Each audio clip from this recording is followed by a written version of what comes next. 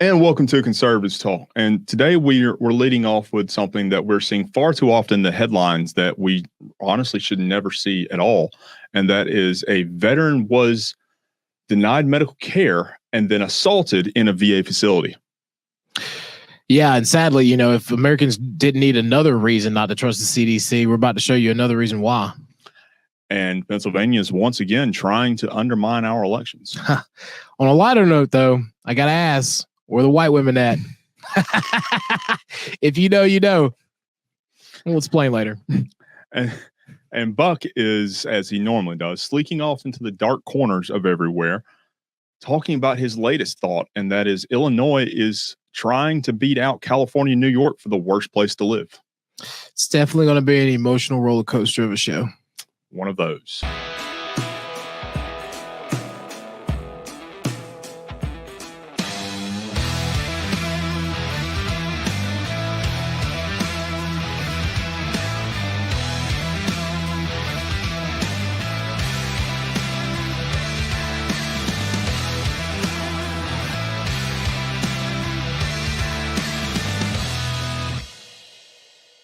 And welcome to Conservatives Talk. My name's Justin. And this is Jamie.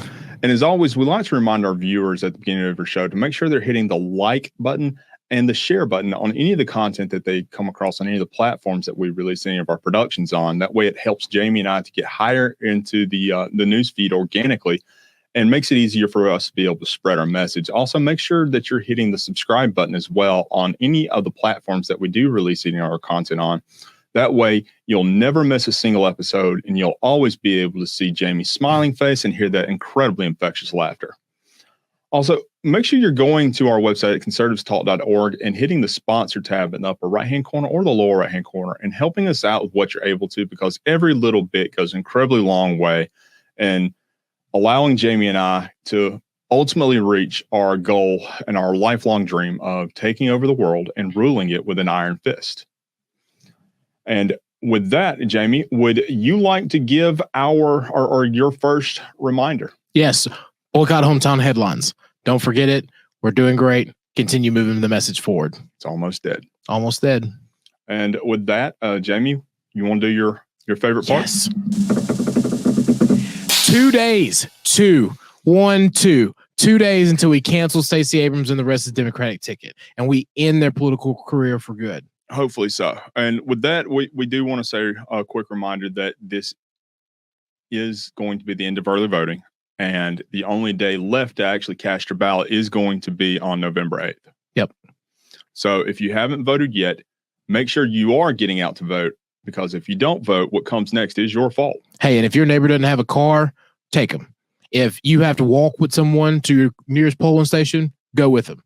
Like, now's not the time to sit on the sidelines. No. I don't care if you got to go get grandpa from up off the mountain. Like, he's a registered voter. He needs to come down and vote.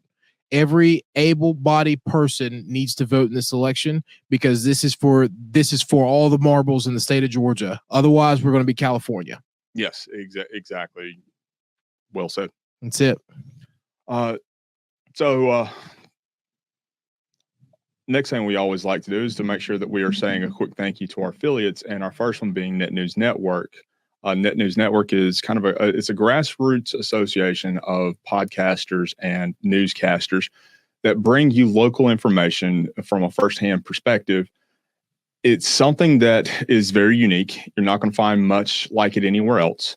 So if you're interested in kind of getting in the moment, up-to-date information from local officials or local grassroots operatives, make sure you're going to netnewsnetwork.net and checking out to see what they have available.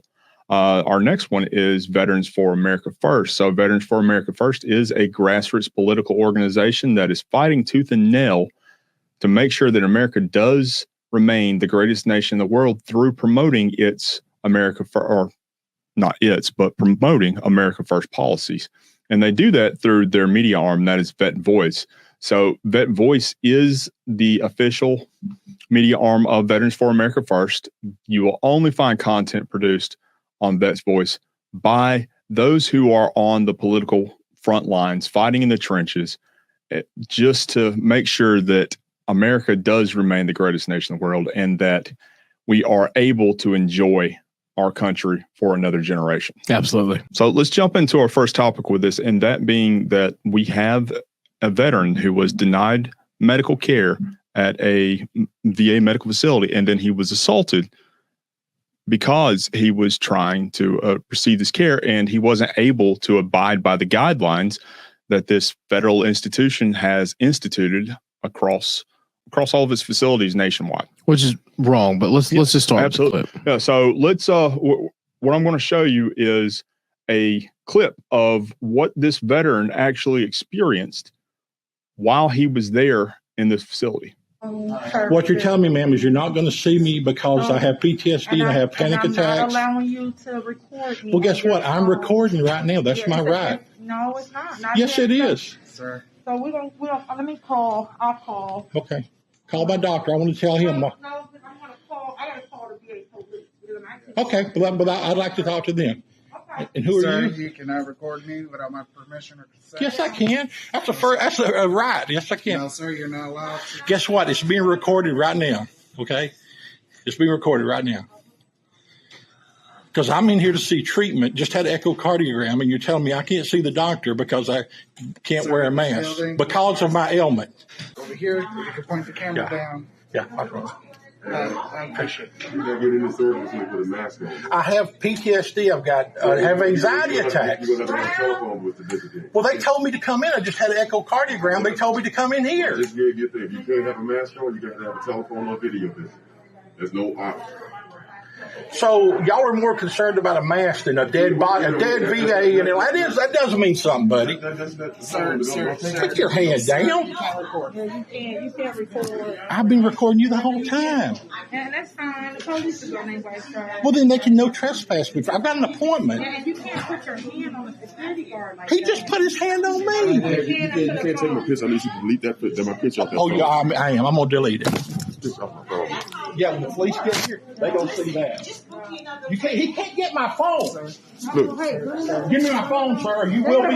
All right, so there's a lot to unpack in that that short video clip, and that is a clip that has been taken down from a almost 7-minute long clip into roughly just a little over a minute and a half there.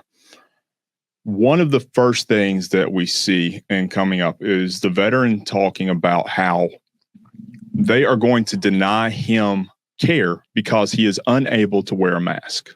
Which is ridiculous, right? Yes. Like, we see it inside of medical facilities, but here's my thing. If someone has a history of PTSD, they tell you that there's a reason why that they should not be, why they don't wear a mask. That in itself should end the discussion. He's there to get care. He was sent there to get care. He's a veteran. He fought for this country, and the fact that they're trying to deny him care for wearing a mask is absurd. Yes. So I actually know this veteran personally. He is a local guy here within Northwest Georgia, and this facility was the West Cobb VA facility. That's its zone or its mailing address is Marietta, but it's really more towards the I would say kind of almost the Powder Springs or Mableton area there. So it's really right along the maybe 20 minutes across the Cobb County line. Mm-hmm. So I mean, it's still Metro Atlanta in that area, and we know how Metro Atlanta works with a lot of the stuff with that. But the incident, the incident occurred on October the 25th of this year. The veteran, prior to going in to consult with his doctor, had what he said was an echocardiogram. And for those of you who don't know, this shows whether or not there are blockages within your heart because you're having dizzy spells, because everything's, say if you start walking for an extended period of time, you become faint. Or if you're just standing there not doing anything, or sitting there not doing anything, and you become faint, dizzy, it's because not enough blood's getting to your head. That's one of the tests to show whether or not there's a blockage in your heart. It's a precursor test leading up to what may become a heart attack. Which is also why you don't want to block off any oxygen by wearing a mask. On top of the other, Exactly. the other thing about him being a veteran and having, you know, his face covered or anything of that nature can be like, you know, that's scary. Oh yeah. So in speaking with this veteran, what his injury was a result of, or the reason why he's at the VA and unable to do this because of PTSD, is he was a paratrooper and jumping out of a plane. The chute deployed, but the winds caught him at a bad crosswind there. And he was blown up underneath of a vehicle and it injured his back and his leg. He's actually got a brace that he has to maintain 24/7. He walks with a cane. He's never been able to actually get around or be physically able to do anything after this injury. So him getting confined underneath that space with the Jeep that he was pinned under was what led to the claustrophobia with the PTSD. And then applying that mask on would really exacerbate that PTSD and that claustrophobia. Because it's the same feeling. Exactly. You know what I mean? Like, though you're not necessarily in a enclosed space, having something that close to your face still it's still the same feeling. Yes. So we see that they are not willing to offer him care, which is interesting because there are a lot of veterans who have PTSD that are not able to wear these masks and not able to comply with a lot of these federal mandates that are still in place in some instances because of the fact of their medical ailments. And you brought up a good point in what you were talking about earlier, a veteran with a known case. Well, they were the ones that it was the VA that actually diagnosed him with his PTSD and had all the medical documentation as to why he has this disorder. See, another thing that was shocking to me was these people clearly aren't trained, right? Because, and what I mean by that is they immediately stopped at the mask. Mm-hmm. They didn't try to validate anything. They didn't try to go look at the man's file. And from, I know the video was shortened, but you know, I mean, when you look at the elongated one, there's not really enough time for them to really go talk to the doctor. So you know that they didn't even communicate or try to contact this man's physician. Mm-hmm. All they did was say, "Hey, you're not wearing a mask. You're not coming in here." Period. Yes. When exactly. all it would take was literally the time that it took for them to fight him and combat him. If they'd have just taken 30 seconds to go open up his file or actually call his doctor, none of this would have happened. So the funny thing about that is that his doctor was actually not there that day. And there was a PA that was seeing the physician's patients. Excuse me. It was either a PA or a nurse practitioner, one of the two, that was seeing his patients there. So the doctor would not actually have been able to give him the results from his echocardiogram, even though it was the doctor that set up, or it was the VA that set up this consultation. The doctor was actually on orders for a deployment. Wow. So they had him brought in there and he had to experience this very traumatic event because with PTSD, when you put in that sort of a situation, your anxiety goes through the roof. Yeah. And that in of itself, because think about this. So he's in that area where he has a very heightened anxiety level. And then he has a potential heart issue as well, because we know he went for an echocardiogram. So imagine what that had done to him medically, that these quote unquote medical professionals had done to him. And he basically said it like, you don't want me to have a mask on, but like you're gonna have a dead body right here in the floor, because he's warning them and letting them know that his heart rate's already accelerated. Mm-hmm. He's there to check his heart because he's already fainting. You know, like that's a horrible job on the employees there. Oh yeah. Well, I mean, this is not, and something we're going to show here in just a little bit. This is not something outside of the norm, and when involving VA employees or the Veteran Administration employees. It's like they take the bottom of the bunch and hire them. But one of the other things that was said in this video was that you can't record me. You can't video this. You don't have my consent to video this. Well, this is Georgia.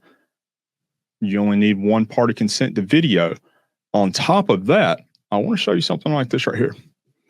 Yeah. Yeah, that's a surveillance camera right there, right above the head of the veteran that was recording this because he wanted to get it on record that they were denying him care. Now, I want to be explicitly clear when I say this.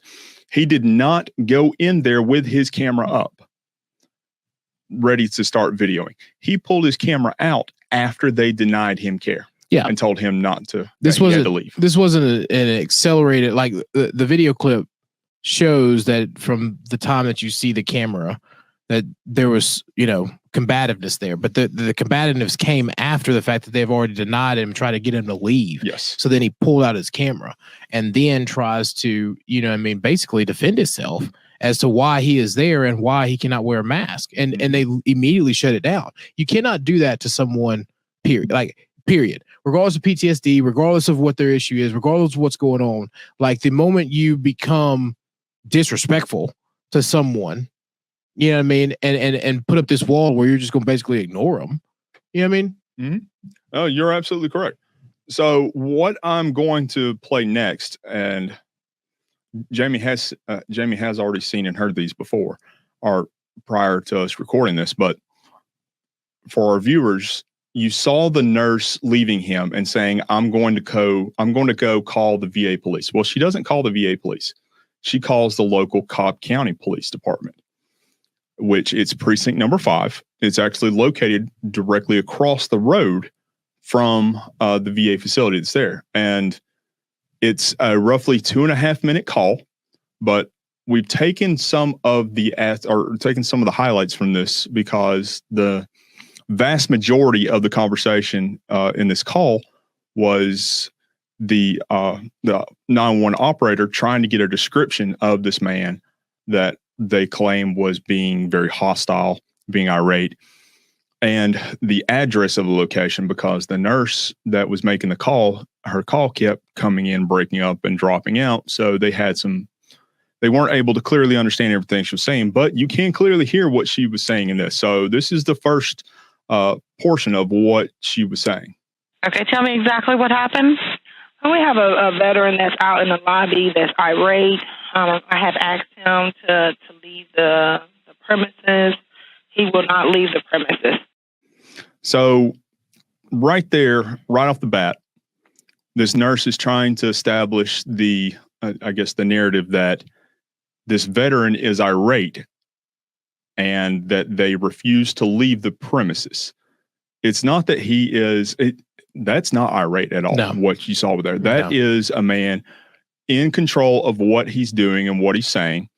He's just upset and mad with the fact that he is not able to receive the care that he should be able to, because he is entitled because of the service that he has given to our country. He entered into a contract that said, if you are harmed or if you're hurt during service to your country, this will be provided for you. And clearly what we saw there, it was a breach of contract. Well, and she's establishing a narrative. Yes, exactly. As you'll see here in a couple of the other clips there.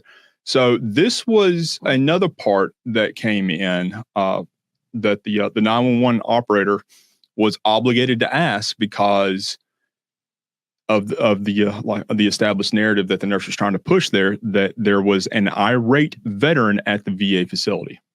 Okay, are any weapons involved? Well, he won't come. He won't. I don't know for sure if it's weapons involved. So. Yeah, so you see right off hand there that this woman is saying, "Oh, he won't come in." Well, I don't know if there's what. Well, before she says that, she kind of takes a moment and laughs there a little bit.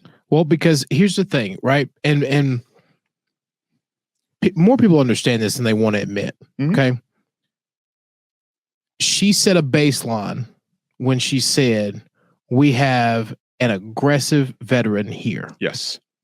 So that led the 911 operator to say, okay, I need to gauge what level of aggression are we talking about. Exactly. So that's why she asked the weapon question. So then she goes in and you can see she's starting to say, oh, I don't know. Or maybe he has, or I couldn't see, because she's trying to establish that he is a threat. Mm-hmm. When she knows, just like you saw in that first clip, The gentleman's not a threat. Not at all. So, and part of what was not in that clip, in that extra almost 5 minutes there, was him talking to that security guard saying, look, I know this is above your pay grade. I know that this is just part of your job. You don't really have a say in any of this. I understand that. He also asked the security guard whether or not he had served in the military, which, if you've served in the military, then you have that understanding of that camaraderie, that bond. When you see one veteran being attacked, a majority of the time, you're going to go in to defend that veteran. It's almost instinctual. So that was kind of that was an interesting part of it as well with that. But it's really telling in trying to establish this narrative about this veteran that was there in this last clip that we have involving this 911 call. And I'm going to play that real fast.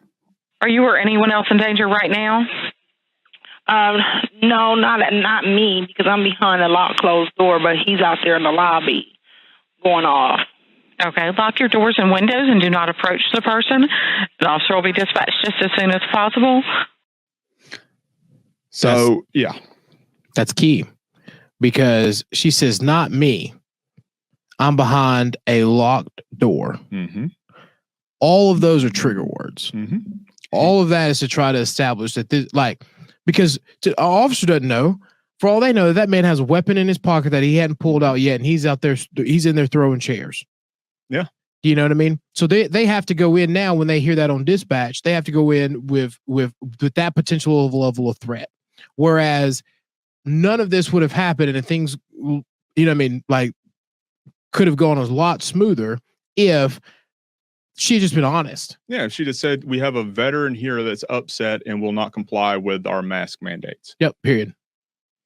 Whether or not can you please send an officer to defuse the situation? Mm-hmm. You know what I mean? Because that in itself, the word choice that we use, and this goes back to the issue of so many other things, especially when you start actually calling the cops, right? Because that officer has to make it home. Period. Yes. So they have to come in with a certain mindset. If they know the totality of the situation beforehand, then that changes the mindset. Yes. So when you come in and you say things like, oh, I don't know if he has a weapon. Oh, he's irate. Oh, I'm behind a locked door. You know what I mean? They have to come in aggressively. Yes.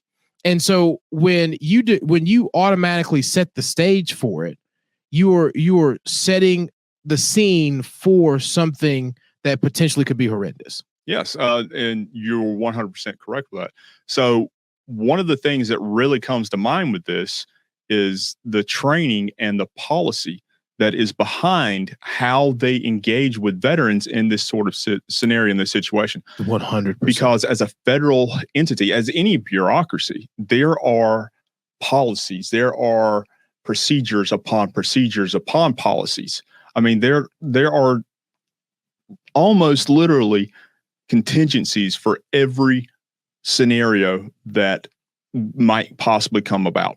Just because you do not want to be entangled into a lawsuit or anything along that line, you have to have these built in. Yep. But yet we see firsthand right there what the potential policies and procedures are for what this does. Why did they not ask the veteran if he would be able to comply with these mandates before scheduling this appointment? Correct. When they knew his medical history? Correct. Why are they seeing patients and not having someone there who has pre-screened their file? Yes. Because this is not like this is not going to the hospital. This is almost like for veterans going to a family doctor. Yeah, it's a checkup. It's a checkup. Like when I go to my family doctor, the nurse or the doctor has already looked at my file before I'm supposed to come in for my appointment time. Mm-hmm. Why are we not treating veterans the same way for an area that's designated just for them? Single payer. My next question, right, which is what I don't know or why this is even occurring, because to me it seems like these aren't veterans who are working there. So I would say a good bit of the VA employees that are working there, especially in the medical field, are not veterans. Which in itself, right, I feel is an issue, right? Your nurse practitioner, your doctor, your PA, they may not be, but like your front desk staff person, I think that the people that they interact with at first, I think that makes a major difference and can help fix some other things if you could get veterans into those positions. Mm-hmm. So a lot of your actual medical professionals are the veterans. It's just the opposite. Yeah, exactly. It's the front staff people. It's the people that meet with the actual veterans that have the most interaction with them that are not. See, we do that on the civil side, right? Like, I mean, like private companies will go in, they'll say, I'll put it this way, right? Like on the private company side, on the private side, you'll look in and you'll go, what fraternity were you a part of? Mm-hmm. Or what school did you go to? Did you go to this? Did you go to Harvard Law? Did you go to Emory? Like, and that, in a sense, puts you higher up in the hiring block. Like, I don't understand why the VA isn't incentivizing hiring more veterans in staff positions. Yeah.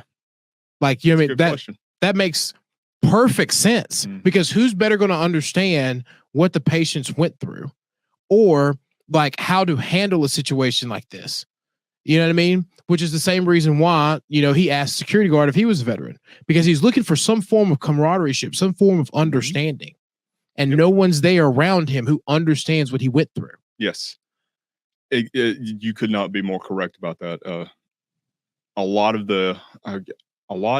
the personnel that do some of the VA claims for disability, a lot of them are veterans, kind of the old 42 alphas, the paper pushers, but they are they have experience with that. But the VA is the largest medical provider as an entity in the entire country. They are the largest medical provider for any category via public or private in the country. So you're looking at a population that is being serviced by this largest provider, which this demographic makes up roughly plus or minus 1% of the overall demographic of the United States, being the veteran class, roughly 1%. And then you have the largest medical provider for that 1%. A lot of those people that are in there, there's not enough veterans to go around to make up for all of it. That's wild to me. And here's the thing that really, like, from just putting my business hat on, right? That doesn't make sense to me as a business model or as a government entity. Well, it's a bureaucracy. So, well, even as a bureaucracy, right? Because even bureaucrats do it. Because give you an example, right? A lot of bureaucrats, just being blunt and honest, right? If you went to a school where you get your, MPA from, your MBA from, or like that's where you go to get your interns. That's why you get your intern pool. And then if your intern's good, that's why you hire him out of. You like that camaraderie is there in government and bureaucracy. But for whatever reason, I don't understand how we have homeless vets who don't have a job, but yet you have civilians working at the VA. I don't get it. Welcome to the Big Green Weenie. All the veterans watching the show will understand that one. But so getting away from that aspect of it, which is a terrible aspect of it in and of itself, but looking at what actually occurred there, and I want to play that clip again because I really want everyone to focus in on the last portion of this. I would say even the last 10 to 15 seconds of it. Yeah. So let's run through that real fast. You can't take my picture. I need you to delete my picture off that phone. Yeah, I am. I'm gonna delete it. Picture off my phone. Yeah, when the police get here, they gonna see that. He can't get my phone. Look, Give me my phone, sir. You will be. All right. So you see this man coming around the corner and demanding that he stop recording and delete the picture that this veteran took of that man while he was standing behind the little plexiglass waiting reception area. And then you saw the veteran say, no, I'm not going to delete it. Now, I have every right to record here, which he absolutely does. Even the police confirmed that. You then saw that man, and you saw this man right here. You saw him reach over, snatch the phone from the veteran, and then start going through his phone. And you can hear the veteran on the other side saying, hey, he can't take my phone. He can't go through my phone. If this was any other place, he'd be fired and this be sued. Oh, yes. The moment that you go to a regular hospital, an employee comes in and takes your phone, they're fired. Well, under Georgia law, what he did was commit robbery. Yeah, he stole his phone. Mm-hmm. You know what I mean? Committed robbery. And simple battery. You Yes. want to be clear about it. That's simple battery. You can't just, snatch something from someone's hand. Well, I mean, arguably, it could be aggravated battery. Yeah, because he was aggressive. Well, not just that. Aggravated battery. So simple battery is escalated to the point of aggravated battery when you have an additional thing that happens with it. It could be the infliction of harm. It could be Destruction of property. Exactly. Things on that nature, or robbery. Huh. And what he did was commit robbery there under Georgia And then law. destruction of property because he deleted the photo. He tried to. Well, he tried to delete it, but all he did was stop the recording. Huh. Because we do still have the recording. So that's all he was able to do, was to stop the recording, which that in of itself is a violation of it's a violation of your Fifth Amendment rights, because you have the right to privacy. Your phone has been determined as being one of the most private things that you can carry outside of your home, because so much of our lives are contained on your phone now. And him being an entity or an arm of the federal government, taking that phone and then going through it and trying to destroy and delete records. What a time to be alive. Oh, yeah. So we have done a little bit of digging in with some of this, and we do have the police report for it. It's one of the most vague documents that I have ever come across in my entire life in any sort of a criminal, civil, any sort of procedure along that line. It's incredibly vague. It doesn't say anything about what happened outside of the fact that they were called to respond to a veteran that was being aggressive. And the first page here, as you can see right there in front of you, it lists the names of the people that were the victims and the respondents, more or less. You can see right there on this page that they not only name the veteran as being the victim of simple battery, but they also name the security guard as a victim of being simple battery, because of the fact of what you heard that nurse say: you can't put your hands on him. Of which, in all honesty, would be a case of self-defense. Yeah, because technically the security guard put his hands on him first. Exactly. Threw his hand right up there in front of the face of that veteran, trying to block him from being able to record. And very close proximity, any sort of quick movement like that in your personal space could be deemed as a threat to your personal well-being. Hopefully simple form of investigation can see that, those charges get dropped. Well, so this right here is not actually an indication of any charges that have been filed. This is just the report of the incident of what happened from the policeman's perspective on this. And then, so that is page 1 there, and you'll see that it does have simple battery listed as the crime that had been committed, or the perceived crime. That form right there, when you look in the bottom box, you'll see it written out that these officers were responding to a call of an aggressive and irate veteran that refused to leave the premises. And that's all that it says. This form was written up almost 4 or 5 days after the incident occurred, but yet it doesn't denote any of the things that occurred after the call. Oh yeah, I tried to get this for several days. Yeah, because the man wasn't charged, so they probably dispersed. Well, so they told the veteran that he could come back to Cobb County and have a warrant sworn out for the man that assaulted him or committed the simple battery.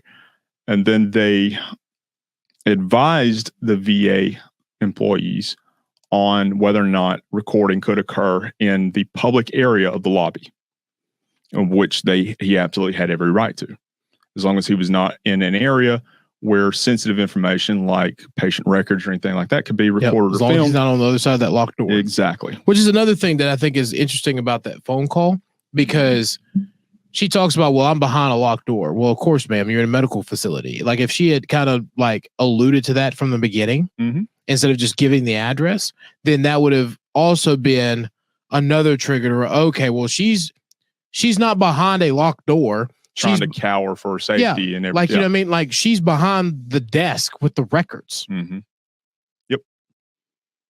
It's a very fair point. So the last page of this police report does give the name of the person that did assault the veteran. I'm just going to leave that there for a minute, just because. Understood. But yeah, that is the gentleman that did commit the assault and simple battery against this veteran. Although, again, it could be argued aggravated assault, but it's fair. Yeah, I mean, we're just.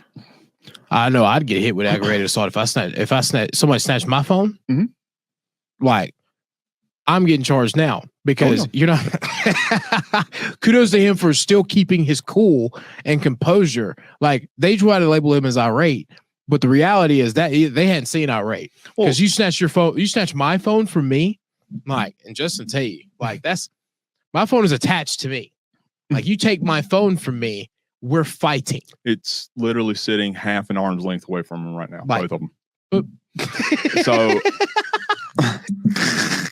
It's also interesting to note that this veteran, based upon his physical appearance, he is an elderly, overweight individual.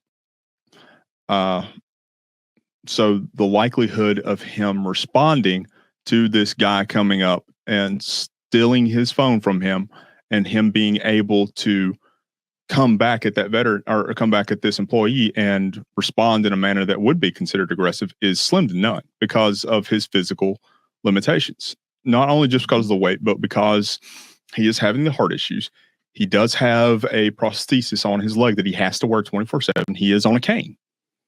So you could, in a sense, consider this as almost an act of bullying. Not just that. I mean, you know, the guy clearly on camera assaulted a disabled veteran. Yes. Period. Service-connected disabled veteran. That in itself is an issue. So there has been an official congressional investigation that has been launched by Congressman Barry Loudermilk's office, because currently this VA facility it lies in his congressional district. However, at the beginning of this year, when the districts change, it will fall under Congresswoman Marjorie Taylor Greene's congressional office. So, well, there's two fighters who are going, you know, I mean, if there's two people who will stand up for veterans, that's them. Yes. The secretary for the VA at the federal level, appointed by our esteemed colleague, good old Sleepy Joe Biden, promised that they would investigate this occurrence and get to the bottom of it. Okay. Yeah. Right. Like they've done everything else. And looking at that, so people have this understanding that the VA is terrible. It's horrible. You have no idea of just how bad the VA really is. I mean, I've had a lot of experience with them myself. They are the worst organization that you could possibly ever just have a nightmare of dreaming about. And I'm gonna pull up this graphic real fast. And these are headlines. And let me drop this down real fast. These are headlines about malpractices or miscarrying events that have happened in VAs. I mean, you have a man who was bitten to death by fire ants In the VA. In their care, in the hospital. You have a veteran that was missing for a month that was found dead in the stairwell of a VA hospital. Missing for a month. And they didn't check the stairwell. No. And it was not like this is an obscure stairwell that nobody ever, or that's on an end of a hallway that nobody ever even knew that was there. This was the main stairwell that nobody just used because they always used the elevators or went down a different way. Well, this also means that they didn't actually look because, Exactly. like, I mean, like if you can't find someone on any floor, usually you check the back, the back of the stairwell to see where someone is. Yeah, not even just the back of the stairwell in general. Well, that's what I mean, like the back of the building or the stairwell. Mm-hmm. But yeah, he was dead for a month inside the stairwell before he was found. Imagine the smell alone. Yep. The fact that this happened is beyond repugnant, and it actually led to a lot of. So it actually led to congressional legislation that was passed just last year that required for an upgrade in video surveillance in VA facilities because of just how terrible VAs are. That blows my mind that that's the only thing that they did. Yeah. You know what I mean? That in itself speaks for itself, mm-hmm. right? Like someone dies in the facility, been dead a month. They can't smell a dead body. No one checked the stairwell clearly. No one clearly looked for the guy. Like, honestly, clearly looked for the guy. And the only answer that they could really come up with and find was, we're going to put more cameras out. Mm-hmm. So imagine this, if there was a smell that was coming, but yet they weren't able to distinguish that smell from the other smells that were in the hospital. Here's the thing. If you smelt a dead body, you know what a dead body smells like. Yes. There's like, you know what I mean? Like there's no. But think about it. Maybe the hospital was so repugnant that they weren't able to smell that because of other overpowering I didn't think about smells. that. That's awful. Come to think about it. You're right. Because if you can't, it's such a distinct smell. Mm-hmm. Like it's not like dead deer. And then you know what I mean? Yeah. And in the medical field, you know that smell. Like I smell it a mile away. But another part of this is that you have an Inspector General report that shows how VA doctor misconduct and patient abuse leads to veteran suicide. You have another one, another report in Military Times tying veteran suicide rate may be double than the federal estimates based upon a study that they found or that they concluded because of the high rate of opioid addiction amongst veterans. So they label them as an overdose instead of suicide. So the 22 a day may actually be 50 a day. Because some people, instead of use of weapon, they take the more of the prescription that they've been given. Take the less violent, the less traumatic way out. Because the number one factor for veteran suicide is an end to the traumatic feelings, the anxiety, the overwhelmingness. And by overdosing on opioids, they just fall asleep. Yeah. The last one is the most telling, though. And hang on real fast. I'm going to pull this down because this is important to really denote there. And that is the suicide or the parking lot suicides. And that is veterans committing suicide in the parking lots as a means to show just how poorly that they have been, and not really a means to show this. This headline here does not do the justice that it deserves for this, because veterans aren't doing this as a protest to how poorly they're being treated. They're doing this because of how poorly they're, not as a protest. It is a direct result of just how poorly they have been, that they are treated in this program. Because they got broken down so much that they can't even leave the parking lot. Yes. I mean, I'm in year 7 right now with an appeal within the VA of a very low rating that they gave me with a disability after I broke my back. and they gave me a very low rating with this. I have appealed it, and that appeal has been in the backlog for 7 years. That's the VA for you right there. That's awful. Yes. Golly, that's awful. So something else that garnered a lot of attention that happened this past summer that people may or may not have seen, because although it did garner a lot of attention, it disappeared just as quickly. And I want to play this video real fast. So, and I just want to say beforehand, this is very graphic. Yes, it is. This happened in the Atlanta VA facility. So just keep in mind that this is a very graphic video.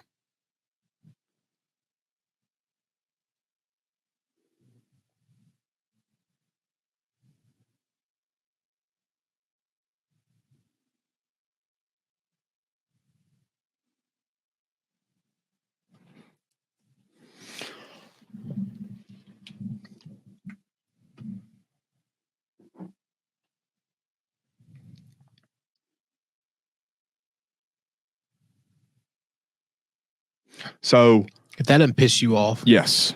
The man that was assaulted there, or not just assaulted, but the man who was almost murdered there, because he did have a significant brain bleed after this attack, this vicious attack there, was 73 years old. That was a VA employee in the Veterans Office in Atlanta that committed this attack. Here's the thing. You know what? Like, that's attempted murder. Oh, yeah, without a doubt. Like, you know, because even take out age, right? The moment you step, it only takes 4 pounds of pressure to snap someone's neck. That alone, when because you can speculate this, right? You could say whatever you want to. That man could come out here with a defense today and say, you know, he rushed me, blah, blah, blah, blah, all this other kind of stuff. The moment he went on the ground and he didn't back off and he stepped on that man's neck, that's attempted murder. Yes. And like, and if that video right there does not piss you off, now you take into all the other elements of this and you add into the fact of like, here's someone who's built probably in their 30s, 40s years, and they assault a 70-year-old elderly man, a veteran in a VA hospital. Yes. The worst part about that whole deal there was it took the news agency a month and a half to be able to get that footage through a FOIA request. And during that month and a half, the man who assaulted that elderly veteran, was still allowed to work and receive his paycheck. He was not suspended until a month and a half after that had occurred. And that, I mean, if you know FOIA, that means that they reviewed that beforehand. So they knew what was on that tape, and they took a month to make a plan before they released that tape. Yes. And he was put on suspended pay leave. And to my knowledge, he is still employed. And that occurred this past summer. Like, we have to do something. Like, yes, you know what I mean? Like, the VA needs, and I know I say this about a lot of bureaucracies, but the VA needs to be burned to the ground in its entirety and restarted from the ground level up. During the meantime, you give veterans an ID card that allows them to see the primary care provider of their choice, a local primary care provider that they feel comfortable enough to go and see. Because this type of stuff that we're seeing more and more now, and those headlines that I pulled up, those headlines are 2019 and later. Yeah. Like, and that's the thing, right? Like, the problem is, and just being blunt and honest, the problem is that too many civilians like myself, because I didn't serve, you know what I mean? Too many civilians don't pay attention to these types of issues.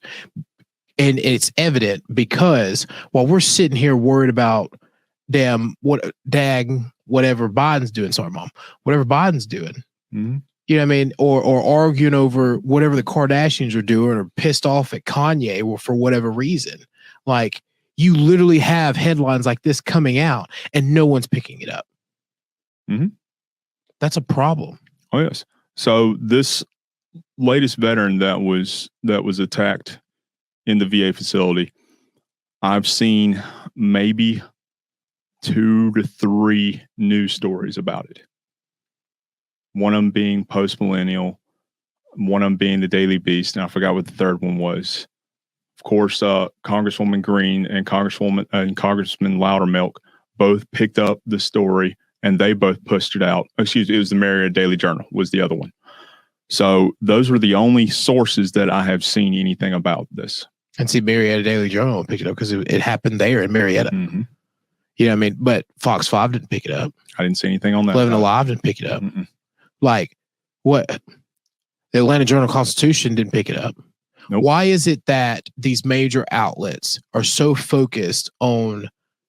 See, that goes back to my biggest problem. Okay, we have gotten to a point to where people have forgotten what it means to be human and only look at what drives a revenue baseline. Mm-hmm. That's my same issue with why I do the boycott for hometown headlines. Like that, it's just to get a reaction out of people instead of actual journalism, because there's no person who actually enjoys research journalism, cares about the American people or any human being in general who would not see this and be like, I have to get this out there.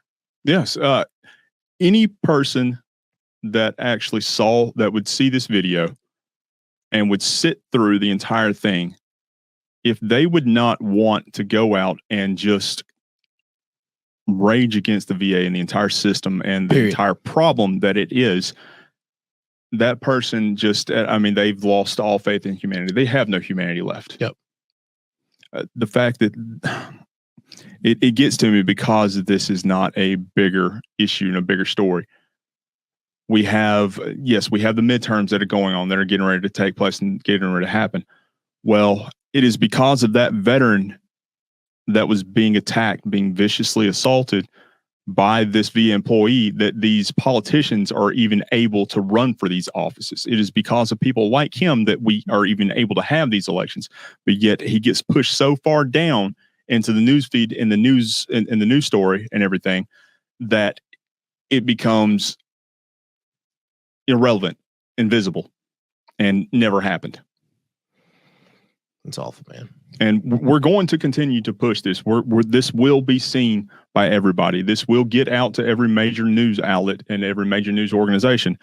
We will ensure that this veteran does receive the justice that he duly deserves. Yeah, there's no reason why that guy at the Atlanta VA should still be employed, and his name needs to be smeared across every single TV channel, news outlet, media source, podcast, Facebook post, everywhere, because that is ridiculous. So the one that happened in Atlanta, that one was for a total of a day and a half, maybe. And then this one, maybe half a day, if that. But see, that's the thing. Like, we civilians have no idea what y'all went through. None. No clue. Not even like a 0.001% of what it would be like.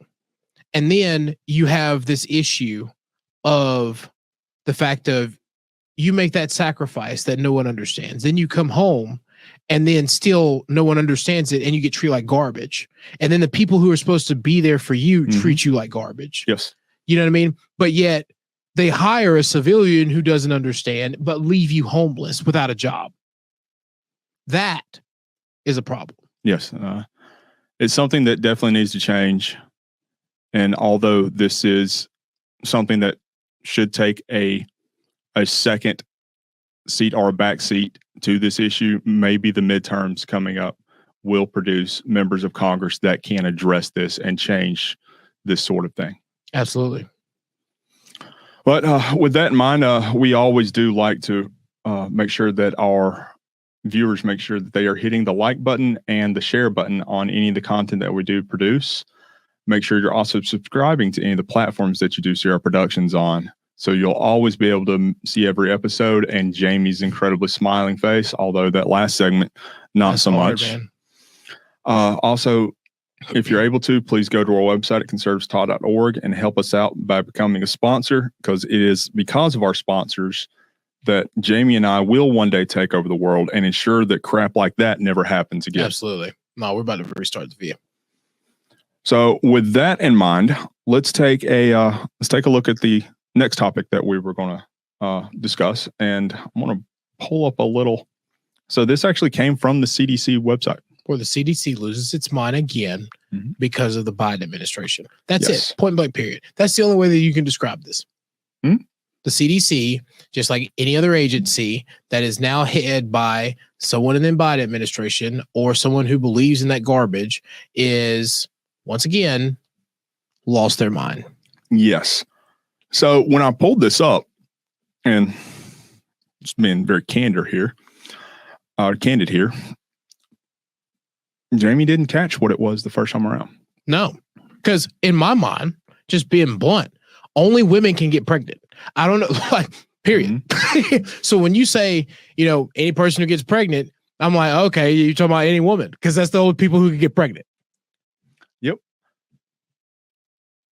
He thought it was our pregnant women are typically advised not to get vaccines because of how the effect, or what the effect may be on their unborn infant there, or their unborn child. But you can clearly see right there where it says, why should pregnant people get a flu shot? Pregnant people. The CDC has had a very this past year and a half, the CDC has lost every bit of credibility it had ever had at all. Gone.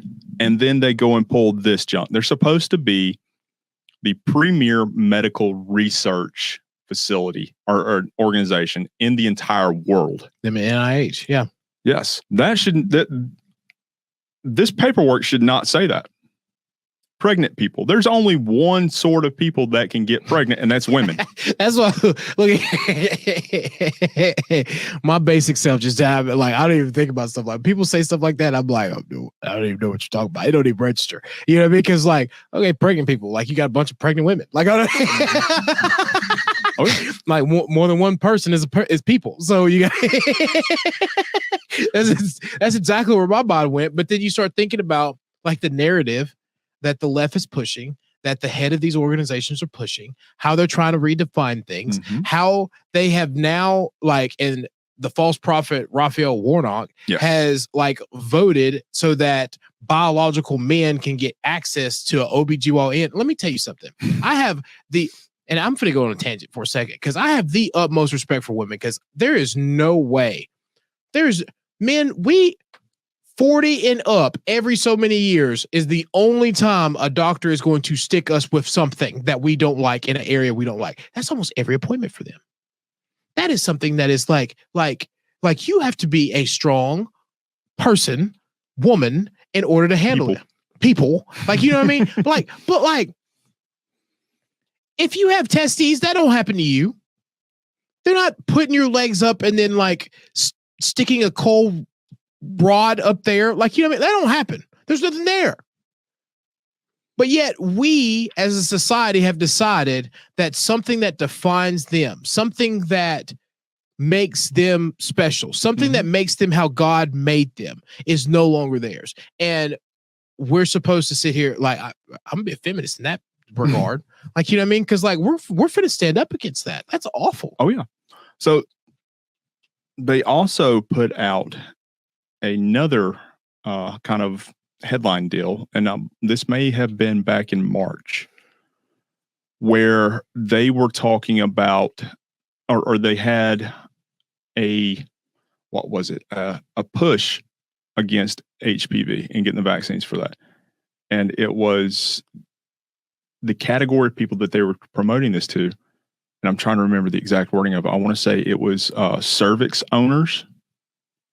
See, my basic self is like, I don't know what you're talking about. But I get it. I get it, because, you know, like, so that's just like this commercial that I see, right? I'm talking about AIDS.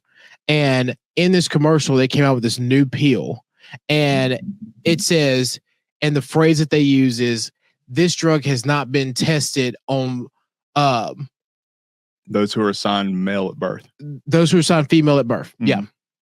And I'm sitting here and I'm like, why don't you just say women? Like, I don't understand. Like, what do you mean? Like, this is not assigned to women.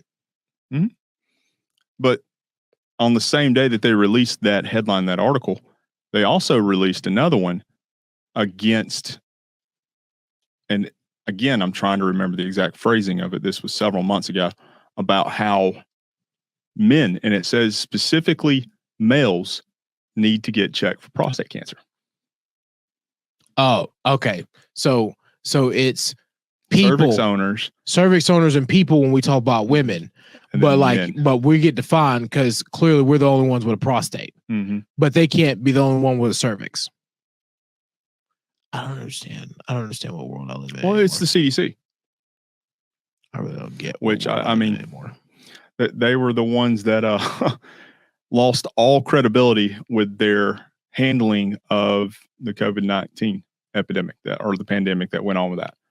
Everything that they had put out from day one has now been shown to be wrong, and they've come out and admitted it, that they were wrong. Yeah, that's why one of the new head of the CDC immediately came in and changed the protocols and the guidelines for it. That was the first thing that they did, and then immediately got backlash, which I hate to see. The fact that she caved in on this because she was a heavy hander at first. Would be like, no, we're getting back to normalcy, but clearly they don't want to do it. Yeah, normalcy.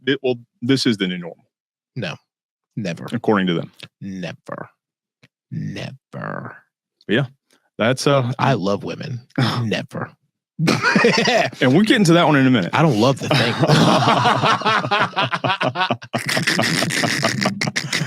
Oh man. Well, with that, again, we do like to remind our viewers to make sure they're hitting the like button and the share button on all of our content, and make sure you're also subscribing to all the platforms that you do see our content on. That way you'll never miss an episode or a moment of Jamie's smiling face or that incredibly infectious laughter. Also, if you're able to, please go to our website at conservativestalk.org and hitting that sponsor tab in the upper right-hand corner or the lower right-hand corner and helping us out with what you're able to. Again, it is because of our sponsors that Jamie and I will one day be able to take over the world and fix this kind of crap. And never allow this to see the light of day again. Let me tell you something. That better be fixed beforehand, because I swear to God, if they women are God's gift to the world. Yes, but pregnant people. I mean, really? Pregnant people. Biological male OBGYNs, whatever. Yeah, okay. Whatever. Okay, good old false prophet. Like what? Yeah. So the next one that we had discussed that we were going to be bringing up, and that is that Pennsylvania is once again trying to undermine the elections, which is wild. Like, they're bad.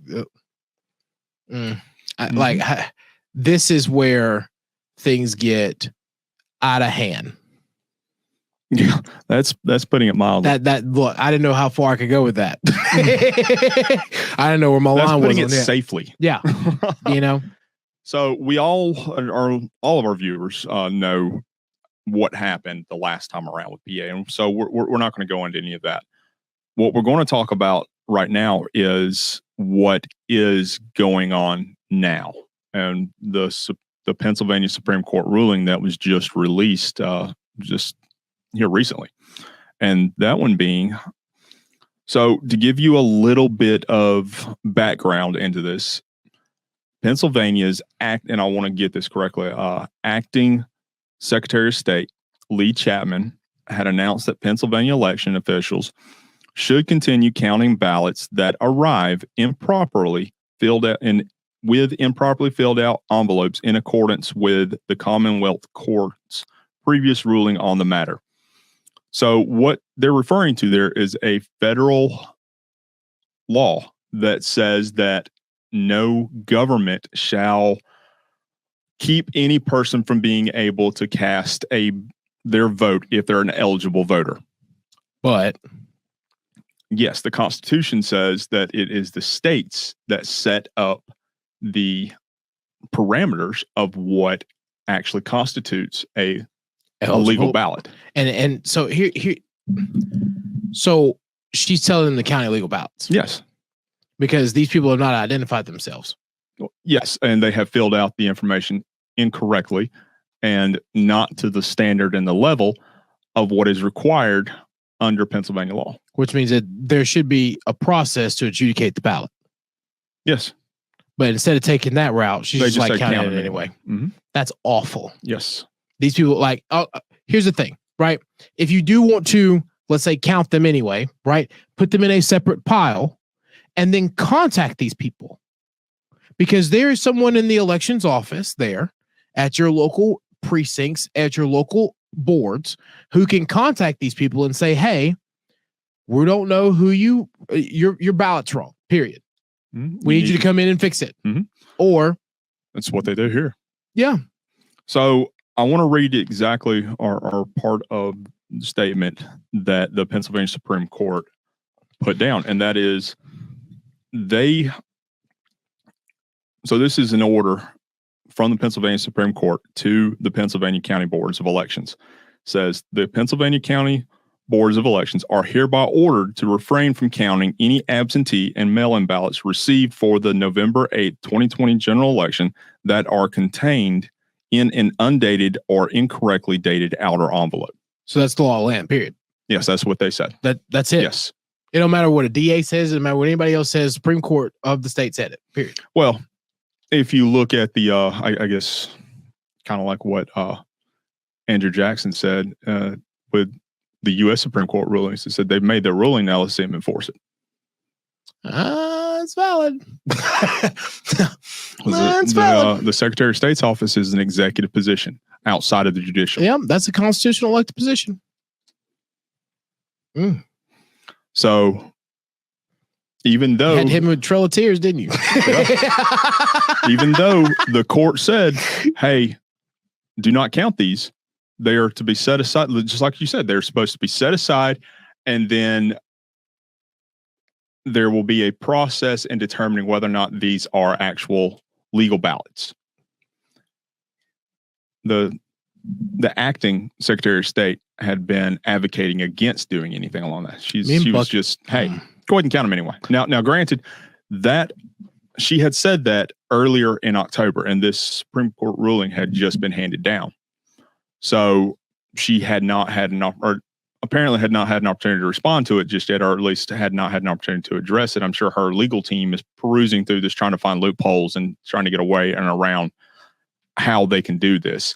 But based upon her prior stance, it would not be outside the realm of possibility to come to the determination that she would likely not uphold the law with this and follow through with what she wants to be done. I mean, honestly, you hit the nail on the head too, because here's the thing, right? If you're in that camp and someone who's following that ideology anyway, and you say, well, they may have done this, but the Secretary of State said this, and that's where you're leaning towards anyway, because you don't like the results.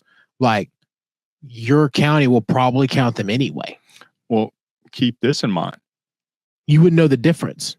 Yes, but again, keep this in mind. This ruling was just recently released. I believe it was yesterday. And imagine all the ballots that had already come in that have already been counted. Yep. And now you won't know the difference. There's no way to be able to go back and determine whether or not they had been. Yep. There's no way to know. Because once you open that envelope, it's separated and there's no way to tie it back. Yep. So so just imagine all the votes that under this determination would have been considered suspect that are going to be considered as eligible. Buck and I have talked about days like this. But yeah, so makes you thankful for SB 202, doesn't it? Absolutely. In the great state of Georgia, because you know what? There's some people, especially after some debates that have happened, that if they were to lose or their opponent was to get elected, I see especially places like PA who are going to be highly, highly irate, because then there is no denying. Oh, well, even here in Georgia, you've got Jen Jordan that's running for so former Georgia state senator from the Democrat county. I forgot what it was. She's running against Chris Carr for attorney general.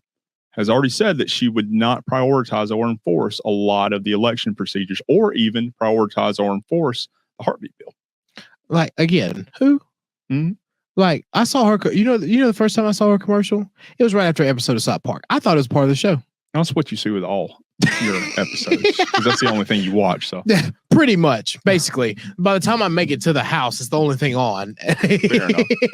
But yeah, I mean she's one of the ones that is going to be making determinations on whether or not laws are enforced, whether or not criminals are prosecuted, and that's something else that we're going to get to in a minute as well.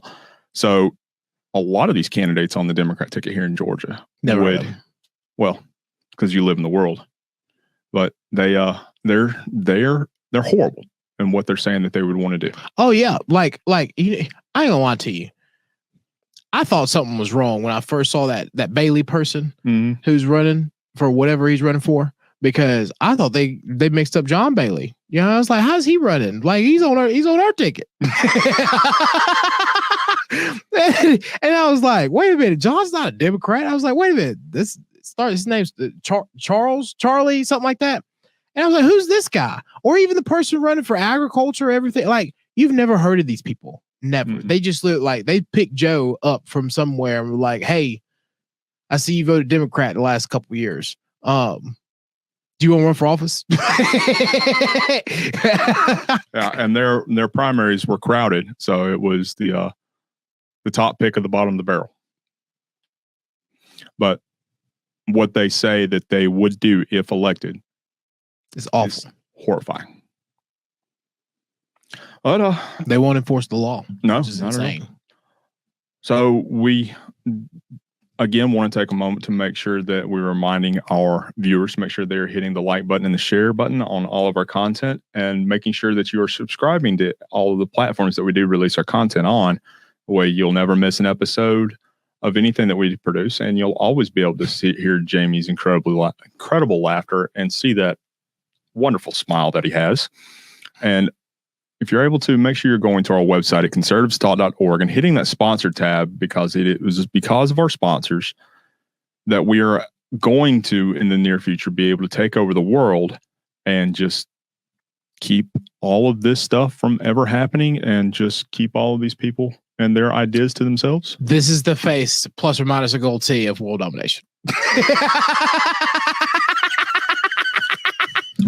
I pity the fool. Yeah, I pity the fool. So, with that, let's get into our next topic, and that's Jamie's little area there, and that is where are the white women? Yeah. If you know, you know. If you know, you know. So I have to say, I had to pull this graphic, y'all, because this is one of mine and Justin's favorite movies. Yes. It has been dubbed and deemed one of the most horrible racist movies ever made. But you're talking about two people who love South Park, so I mean, like, clearly we would love a movie like this. This is why we're best friends. This right here is so was. Hey boys, look what I got here. Where the white woman at? Yeah. But we were looking at numbers the other day, and this is a trend that usually is a very keynote into Republican victory. Oh, into any victory. Well, any victory, but I only mainly look at Republican numbers. So must be nice.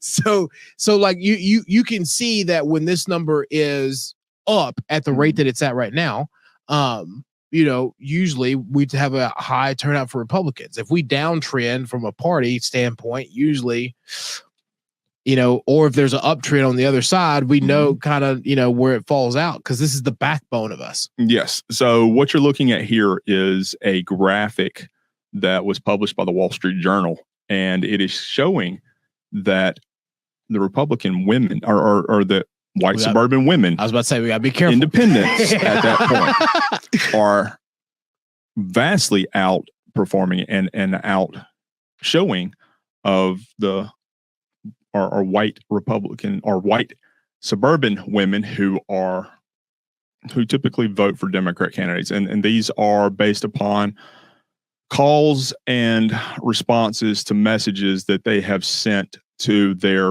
people who they know who have voted in response to where they landed as far as the candidates that they were voting for. So they know that, or at least they have been told that these are the candidates that these women are voting for. I have a poor consultant joke that I'm going to tell right now. And buddy of mine who is you can call him a conservative consultant said, we done a poor job when your wife votes against you. Because if she's voting against you, she's voting against your next vacation or when she's going to see you. That wasn't sexist. Well, it wasn't meant for that, but I mean, like, it's a family model. Like, you know what I mean? Like, any consultant knows, like, especially if you're in politics, right? Like, that's your busy season. You don't see your family. You barely get home. You barely get any sleep. You're constantly on the road, right? So, like, from your family unit, they understand, like, a win means, like, you're no runoff, a win, you're home. You know what I mean? Bonus. You know what I mean? And there's time for family again, at least for 6 months or so. Like 6. That's a 3 to 6, yeah. Right? That's laughable. 3 to 6. If you're not that great, 6. But you know what I mean? But still, to the point is, like, if you have not, or something's wrong with your messaging, with everything else, if women who are the backbone of our society are not coming out and following something that stands up for their rights or their ability, like, the family unit, or all these things that, we see in suburbs that make the suburbs what they are. Yes, especially with the narrative that was being pushed that the Dobbs case coming down and reversing, or I guess you would say more or less remanding Roe v. Wade back down to the states and allowing the states to determine for themselves. That was supposed to be the big national driver to really turn out the white suburban women, or just the suburban women in general, for the Democrats. Yet we're seeing clearly that this is not the case. Yeah. And through polling that we've seen, the biggest driver from all this is the lawlessness and the crime rates that are going on in these suburban areas because of these Democrats that are pushing this defund the police policy and this whole lawlessness movement in general. Yeah, I mean, look, Justin knows this story. I have, there's some friends of mine who are very close to me who I subleased an apartment to while, one of them was, in training in the military. They had a friend come over in our gated community in Midtown, like in downtown Atlanta, and his car got stolen behind the gate. That's the lawlessness that is occurring, to where, like, even if you live in a multi-building apartment complex behind multiple gates, behind multiple security checks, your car still gets stolen in one of 4 parking decks. We have a problem. Well, Atlanta has become the city with one of the highest crime rates in the nation now. So, and it's because they keep pushing, you know what I mean? Like, it won't be long before we're behind New Orleans and Jackson and all these other places, because you have these blue cities inside of red states to where this little pocketed area, Atlanta came out a couple years ago and said, we're not going to have APD chase criminals anymore. But then, like, so they did that to appeal their Democratic voters, right? And then went behind the back to try to ask Georgia State Patrol for help. Yeah. You know what I mean? To actually go find criminals, because they didn't want the appearance of them not following the model across the country for the Democrats. Yes. Yeah, it's disgusting. Oh, yeah. So that really plays into the next topic. Frankly, that Buck had been chomping at the bits and has really been almost on the verge of becoming annoying with how badly he wants this to be talked about. Yeah, I don't know what's been going on with him, but he's been a chatterbox lately. Oh yeah, and that is that Illinois is trying to become the worst state to live in and take the title belt away from New York and California. I mean, we're past that. Like, so Justin and I have talked about this, and if you have any understanding of pop culture, like there is a nickname for Chicago that's called Chirac. And that is because of the level of lawlessness and a lot of these, project ghetto areas has gotten so extreme that from a cultural standpoint, in the African American culture, the only thing that can equate to it is the videos that you see of Iraq. So they call it Chirac. Of a war-torn nation. Yep. And now Illinois has just increased that process. Oh, yeah. So the governor, I believe it was last year, signed into law a bill that was passed by the state legislature called the SAFE-T Act. And that acronym stands for the Illinois Safety, Accountability, Fairness, and Equality Today Act. Oh, safety. Mm-hmm. Which is the opposite of it. I love how acronyms work. Oh, yeah. But yeah, so what this act is, so what this law is actually going to do is, so it ends cash bail. So somebody's arrested, they go before a judge. The judge does not have the option of saying you have to pay $10,000 cash in order to get out of jail. That was a measure that judges had the option of instituting if a person was a serious enough threat to the community that they needed a higher level of kind of incentive to make sure that they return back for this trial to go on, for them to be held accountable and or to be held. Exactly. So that's no longer the case. They are going to be limited. So it limits how judges determine whether defendants are flight risks. So now a judge can't even look at past records and determine whether or not they would be predisposed to not returning back for their court trial. Well, which is the other thing, right? Because that's why that's part of the reason why a cash bond system was there, was because if someone had the ability to post the cash, then you'd say, okay, well, I can revoke your passport. You know what I mean? Because then at that point, you knew that if someone had $10,000 to $50,000 to post a bond, you know what I mean? Then they're like, okay, this is someone who has some liquidity. They are a flight risk. But now, if you don't have, you have no way of determining if someone's a flight risk. Nope. In 48 hours, they'll be gone. Or at least a very limited means of it. And the 48-hour mark is a good thing to bring up there, because it also allows defendants under electronic monitoring to leave home for 48 hours before they can be charged with escape. So now if you're on home arrest, you can leave your house at any point in time for up to 48 hours before it would be determined that you were trying to escape. Okay. Okay. Wait a minute. You can get anywhere in the country in 28 hours. From any point. You can get from New York to California 28 hours. Well, yeah. So imagine what 48 hours will do for you. You're gone. Because before but like, you know what I mean? Like, oh, I'll tell you, oh, I'm going to California. I'll be back. And they cut the bracelet. Then you would never know, because you can't chase them for another 14 hours. Yeah. So as an example, 20 hours or so. You're in Illinois. You have the electronic monitor on. 14 hours on the road, you're at the Mexico border. Right when you get to the border, you cut the ankle monitor off. They would be notified right at that moment that you cut that ankle monitor off, but you're at the border of another country that would exponentially increase the likelihood that you'll never be caught again. Yep. So you're gone in the wind. Yep. Unless the federales are right there. No, I mean, like, we know Border Patrol can't touch them. So, well, here's the other thing too, and a lot of people don't think about this, right? Like I'll put it this way: the poor criminal goes south. Okay, but like, and by poor criminal, right? I mean like someone who isn't thinking logically to a certain degree. Okay, like if you went north, though, you were hiding in the woods. That's if you can deal with the cold, and if you live in Chicago, then you can, or Illinois to begin with, You go north, you can survive in Canada inside the woods because right across the border is all woods anyway. Like that's a shorter trip. You're going faster. Mm-hmm.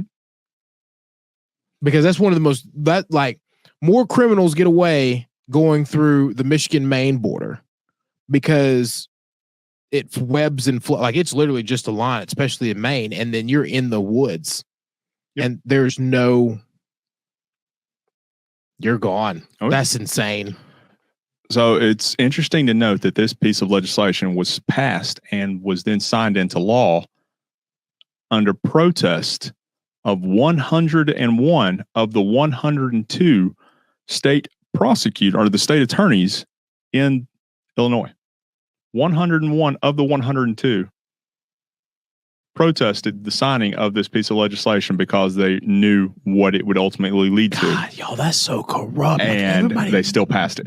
Everybody talks about in private circles how corrupt Chicago and the state of Illinois well, not even in private circles. I mean, that's I mean, do you know what I mean? Like, I got you. Everybody talks about it, but like when you start getting into details of some of the things that they're doing, you're like, y'all are dirty.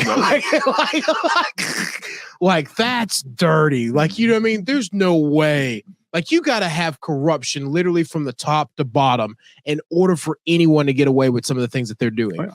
And then to turn around and have every person of the state of bar association pretty much, you know what I mean? Outside of one. Come in and say, this is a bad idea legally. We should not do this. And every single person go, nope, we're doing it. Because to me, conspiracy theory like screams my mind of you have hitmen there. You have people who are doing whack jobs for you as some form of a powerful person, and you need them to get away. It's not a bad theory. And even if they do get caught, you have a process of getting them out to where you are not posting the money for it that can be traced back to you. And then you get them to the border and you cut the cord and then they're gone for good. And then you're allowing for your police officers who have come out and said, this is a bad idea, to not be able to chase them for 48 hours. They're doing hit jobs, man. This is the craziest thing ever. So even California still has cash bail. Yeah. New York, I believe, has limited cash bail. The state still has it, but I think it's just New York City that has eliminated it. Which is the entire state of Illinois has eliminated it now. I'm telling you. Well, I mean, we know that's the left foot is taking over. Yeah. Well, Chicago being the seat of that entire state, I believe the population of Chicago matches the population of the rest of the state, just about, or close to it. But I mean, that's the seat of the Teamsters. That's the seat of the mob, the mafia, all of it. Chicago. Commodities, everything. Like, see, that's the thing that worries about me too, right? That too. Because like that's most the commodity exchange. But yeah, the commodity exchange is in Chicago, whereas everything else from a financial standpoint is traded in New York. Commodities are traded in Chicago. Mm-hmm. So when you start talking about like the rarities of our society, that's where our money sits. Mm-hmm. Like, that's where you don't go to New York to trade corn. Like, you know what I mean? You go to Chicago. So like poultry, which is a dirty industry anyway. If you know anything about the chicken market, like more people get whacked there than it's a very lucrative. It's like, you know what I mean? Like, that's terrifying. Oh yeah. I would rather it all be traded in New York than I would Chicago. I would. This is why I don't do commodities. Because once you start getting in commodities and once you like are a producer of a commodity, it's a whole new ball game. Mm-hmm. I like, you know what I mean? Like, it's easier trading currency and hoping somebody goes to war so you can play with the money versus. Yeah. And it's easier trading currency with the back alley drug dealer. Yeah. Because it's our like commodities are our oldest exchange. Mm-hmm. You know what I mean? That is the true bartering system. Yep.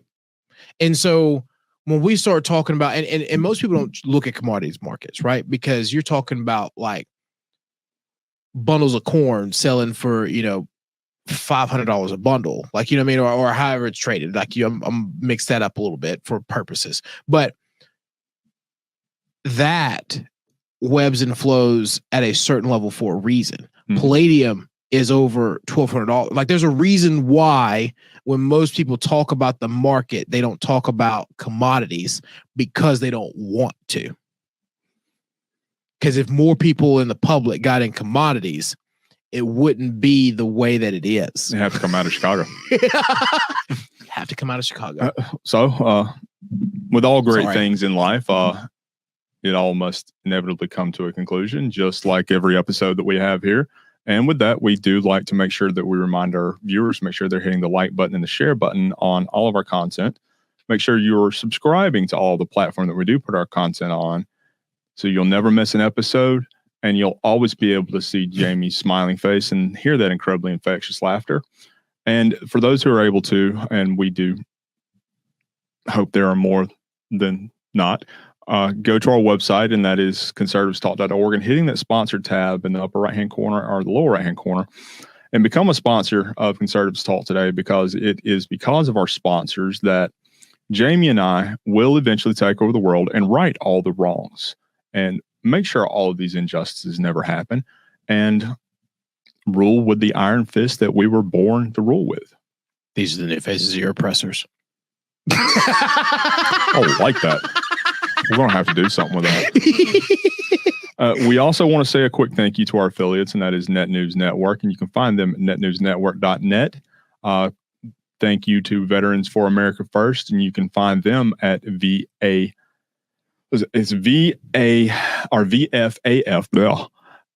.org, or look for their media arm, Vet Voice, on any major social media platform, Twitter, Getter, YouTube, Facebook. It's a great organization. Check them out. They're really trying to get a lot good done for our country. So, Jamie, you want to do your favorite part again? Yes. Boom. 2 days. 2 days until we cancel Stacey Abrams and the rest of the unknown Democratic ticket. Unknown to Jamie.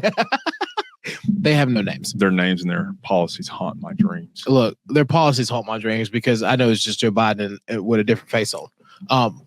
He's like Unity, right? Or Joe Biden's handlers with a different face. Do you ever see that episode? There's a episode of Rick and Morty. I know. Look, y'all, it's the only thing that's on TV by the time I get home. But there's this character called Unity. I'll be real quick. And she like ends up like taking over the lives of everyone in that society. Hive mind. Like the hive mind. Yes. That is the Democratic Party. They're just different faces. It's all the same thing. Look at the examples that we've already had in the senators that we have right now. It's up to you. If you do not get out, if you have not already voted or you do not get out and vote in 2 days, it is your problem. This is our brave heart here in the state of Georgia, and we have to keep these policies out. Well said. In all honesty, I can't think of a better final thought. Yep. Just make sure you go vote, because what comes next, if you don't, is your fault, regardless of what it is, regardless of what your feelings are towards it or towards what happened in the past or what may happen in the future. If you don't vote, what comes next is your fault. Yep. If you don't vote Republican on Tuesday, November 8th. Well, the only people that watch this are Republicans. No, we have some sneaks. Ooh. Oh, really? Leave us a comment. Let us know how you feel. They're afraid to, because they don't want to push us up in the newsfeed anymore. But as we close out every episode, this is Conservatives Talk, and we will be seeing y'all soon.